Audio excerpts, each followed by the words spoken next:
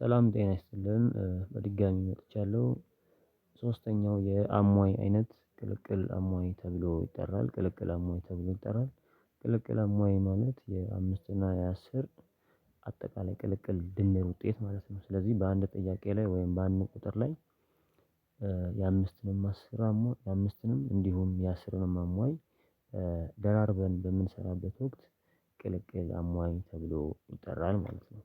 ፎርሙላዎቹ እንግዲህ እንደምታዩት ይህንን ይመስላሉ። ይህንን ይመስላሉ።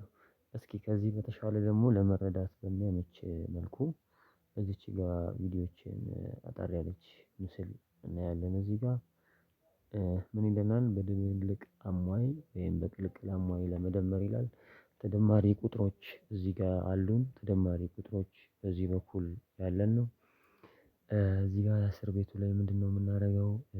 አንድ ቤቱ ላይ ምንድነው የምናደርገው? ከዛ መልሳችን ስንት ይሆናል የሚለውን እናያለን።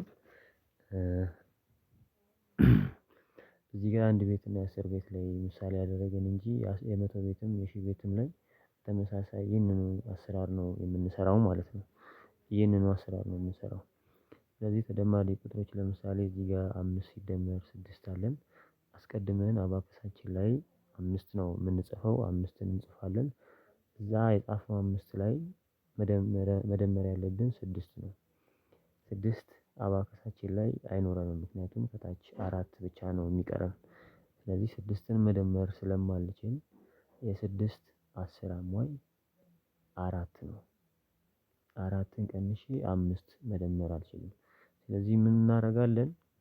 የአስር ቤቱ ላይ የስድስት አስር አሟይ አራት ስለሆነ አራትን ነው መቀነስ ያለብኝ።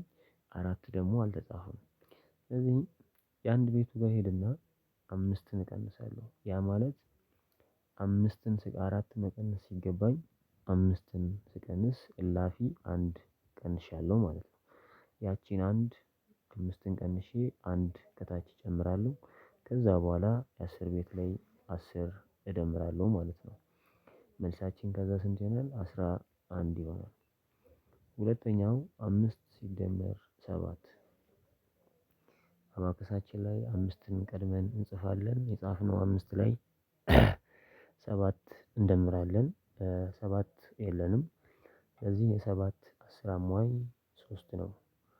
ሶስት ነው የሶስት አምስት አሟይ ደግሞ ሁለት ነው። ስለዚህ አምስትን ቀንሰን ሁለት የአንድ ቤት ላይ እንደምራለን። የአስር ቤት ላይ ደግሞ አስር እንደምራለን።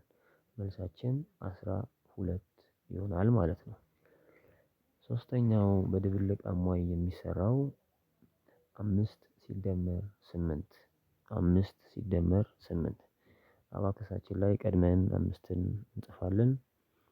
አምስትን ከጻፍን በኋላ ስምንት ነው የምንደምረው ስምንት መጻፍ አልችልም። የስምንት አስር አሟይ ሁለት ነው። ሁለት ነው።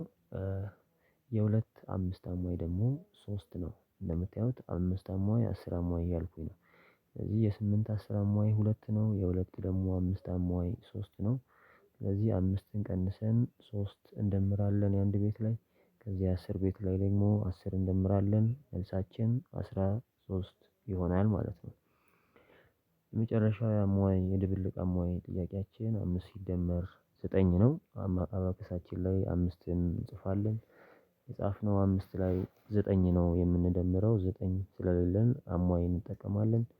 ዘጠኝ አስር አሟይ አንድ ነው የአንድ አምስት አሟይ ደግሞ አራት ነው።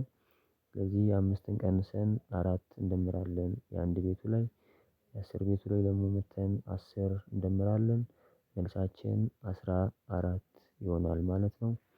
እሺ ውድ ተከታዮቼ እንደዚህ አይነት ቪዲዮዎች በብዛት እንዲደርሷችሁ ደግሞ የዩቲዩብ አካውንታችንን ሰብስክራይብ ማድረግ እንዳትረሱ።